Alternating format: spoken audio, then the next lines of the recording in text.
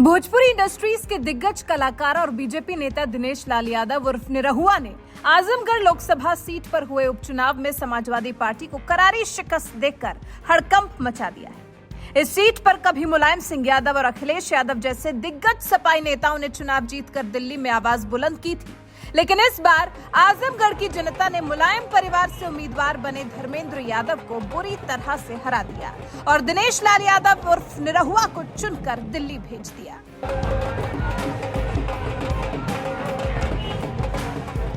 निरहुआ की इस जीत से भोजपुरी स्टार रितेश पांडे तो इस कदर खुश हुए कि ऐलान कर दिया, राज तिलक की करो तैयारी, आ रहे हैं भगवा धारी।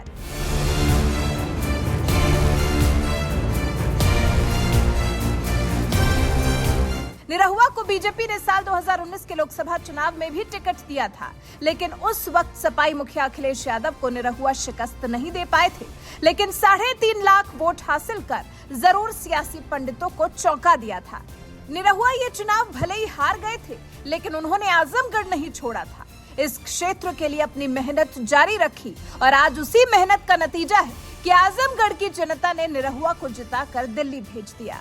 भोजपुरी इंडस्ट्री से आने की वजह से निरहुआ की इस जीत पर तमाम भोजपुरी कलाकार भी बेहद खुश नजर आ रहे हैं।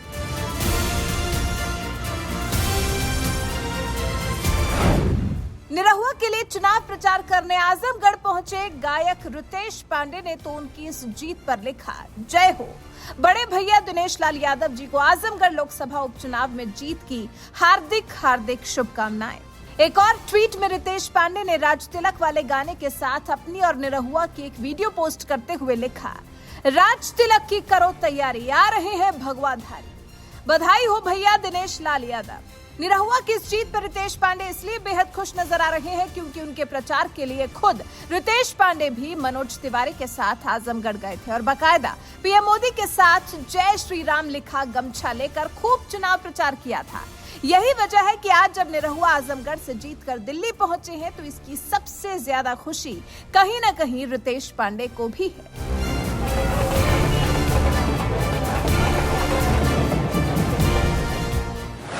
मायावती ने कर दिया अखिलेश के साथ खेला।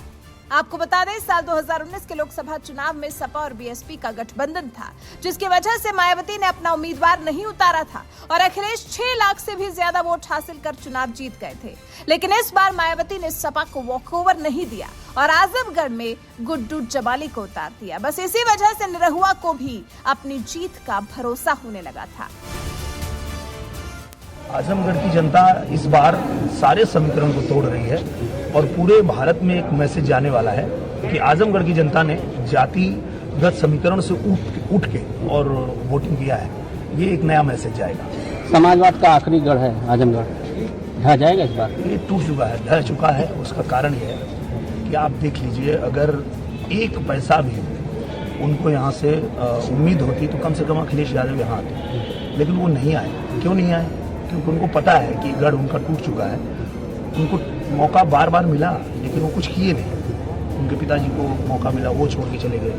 उनको मौका मिला, वो छोड़ के चले गए। तो आजमगढ़ की जनता ने भी देख लिया और मैं घूम रहा था तो यही लोग कह रहे थे कि हमने देख लिया है, वो बस सब हो गया। अब हम लोग जो है आपके साथ हैं और हम लोग भारतीय जनता पार्टी को सपोर्ट करेंगे और वो कर भी रहे हैं। सुबह से ही पूरा लगातार मैं जहाँ जा रहा हूँ, कमल का निशान ही आगे। मुख्यमंत्री जी डबल इंजन की सरकार जो चल रही है और जिस तरह से पूरे देश में अच्छा काम हो रहा है, कहीं न कहीं आजमगढ़ भी उसी से प्रभावित होकर के और यहाँ कमल खिलाया है। एक उम्मीद में कमल खिलाया है कि जैसे बाकी जगह का संपूर्ण विकास हो रहा है वैसे आजमगढ़ का भी होगा और इस उम्मीद पे हम लोग खरा भी उतरेंगे। अब आजमगढ़ कमल खिला है, इसे लेकर के हम जाएंगे अपने प्रधानमंत्री जी के पास, मुख्यमंत्री जी के पास और उनसे विशेष आग्रह करेंगे कि हम लोग के पास समय कम है और काम ज़्यादा है। तो दोनों सरकार को, केंद्र सरकार को भी और हमारे उत्तर प्रदेश सरकार को भी आजमगढ़ पे फोकस करके और विशेष रूप से आजमगढ़ के लिए कृपा करके कार्य कराना पड़ेगा, तो ही उम्मीदों पे हम लोग खरे उतर पाएंगे जो आजमगढ़ की जनता ने उम्मीद से कमल खिलाया है। जनता का ये मानना है कि अब सांसद जी का आवास भी आजमगढ़ जनपद में होगा। 100% होगा, आजमगढ़ में ही होगा। और आजमगढ़ में वैसे भी मेरा, आप लोगों को बता दूं, मेरी मौसी का घर आजमगढ़ ही है, मेरे बुआ का घर आजमगढ़ है, मेरी दीदी का घर आजमगढ़ है। तो जिनको लगता है कि मैं बाहर से आया हूँ वो लोग भ्रम में हैं, उनको पता ही नहीं है कि मेरा पूरा बचपन आजमगढ़ में बीता है। मैं ज़्यादातर मेरे दोस्त मित्र साथी और जितने सहयोगी हैं सब आजमगढ़ में हैं। जितने साथी कलाकार आपको दिख रहे थे चुनाव के दौरान वो सब आजमगढ़ के हैं। तो मैं आजमगढ़ में ही रहूँगा और आजमगढ़ के लिए काम करने ही आया हूँ। और दिनेश जी, समाजवादी पार्टी लगातार कह रही थी कि नाचने गाने वाले लोग हैं, इनकी राजनीति में क्या जरूरत है, क्या जवाब देना चाहेंगे आज? नहीं, मैं उनको जवाब देने की मुझे ज़रूरत नहीं है। मुझे लगता है जनता ने उनको जवाब दे दिया है और हम लोग तो बस अब जनता के सेवक बने हैं, जनता की सेवा करेंगे। उनको जैसे जनता ने जवाब दिया है उनको जवाब मिल गया। गुड्डू जमाली के चुनाव लड़ने का असर ये हुआ कि सपाई उम्मीदवार धर्मेंद्र यादव बुरी तरह से चुनाव हार गए, क्योंकि तीसरे नंबर पर रहे बीएसपी उम्मीदवार गुड्डू जमाली ने 2.5 लाख से भी ज्यादा वोट हासिल कर सपा का पूरा खेल बिगाड़ दिया और सपा बसपा की इस लड़ाई में जीत के सिकंदर बनकर उभरे निरहुआ। यानी अगर 2019 में भी मायावती आजमगढ़ से अपना उम्मीदवार उतारती तो शायद अखिलेश के लिए चुनाव जीतना मुश्किल हो जाता। बहरहाल इस इफ बट के बीच जिस तरह से निरहुआ ने जीत हासिल की है उस पर आपका क्या कहना है? अपनी राय हमें कमेंट कर जरूर बताएं। साथ ही चुनाव प्रचार के दौरान मनोज तिवारी और रितेश पांडे ने क्या कुछ कहा था, आइए आपको सुनाते हैं। अभी हम दिनेश लाल यादव के चुनाव प्रचार के लिए आजमगढ़ की यात्रा पे हैं और हमारे साथ महाराष्ट्र सरकार के पूर्व गृह मंत्री और भारतीय जनता पार्टी महाराष्ट्र के उपाध्यक्ष माननीय कृपा शंकर सिंह जी। नमस्कार मित्रों। कि आजमगढ़ को लोगों ने पता नहीं क्या एक ऐसा बना दिया, वहाँ जाओ लूटो चले आओ, हम नहीं तो मेरा बेटा, हम नहीं तो मेरा भाई, मेरा भतीजा। आजमगढ़ के लोग मुंबई में हैं, हर आदमी तो आजमगढ़ वाला बोल रहा है इस बार मुक्ति दिला दो भैया, इस बार मुक्ति दिला दो। तो मुझे लगता है कि मैं अपील करना चाहता हूँ आजमगढ़ के सभी मतदाताओं से कि अभी नहीं तो कभी नहीं, तो आपको फैसला लेना है और वो फैसला एक ऐसे व्यक्तित्व के नेतृत्व में लेना है जिसका नाम नरेंद्र मोदी जी। आज आप देखिए ना, प्रधानमंत्री आवास योजना, शौचालय, सड़कें, पानी, हर घर में नल और हर नल में जल, ये कौन करेगा? ये भारतीय जनता पार्टी का नेतृत्व कर रहा है। मैं चाहता हूं कि आजमगढ़ की जनता, आजमगढ़ के मतदाता इस बार एक फैसला ले लें।